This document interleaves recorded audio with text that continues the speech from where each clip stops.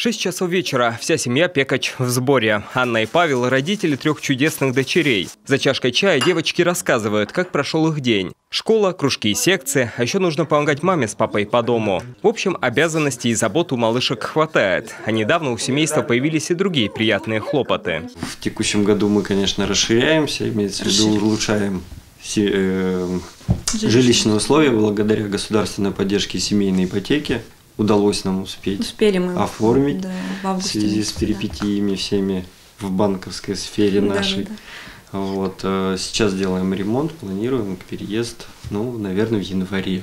Хотели до Нового года, но к концу Нового года. Не все получается, как хочется. Да. Как многодетная семья, Анна и Павел пользуются льготами при оплате коммунальных услуг из садика. Берут компенсацию за проезд детей в школу. По словам главы семейства Павла, отрадно, что будущий год в стране посвятят именно семье. Ведь в части оказания мер социальной поддержки многодетным есть еще некоторые пробелы. Например, бесплатное питание в школе организовано только в начальных классах. А на бесплатный участок земли может рассчитывать не каждая многодетная семья. Покритикую муниципалитет наш. У нас нормативка ограничивает жилплощади. Получение земельного участка многодетным. То есть у нас много квадратов. Ввиду того, что мы вторую ипотеку свою взяли большую площадь, у нас средняя квадратура на члена семьи вышла больше, чем норматив, установленный в муниципалитете нашем, то есть города Сыктывкар. Да, может быть, где-то в других...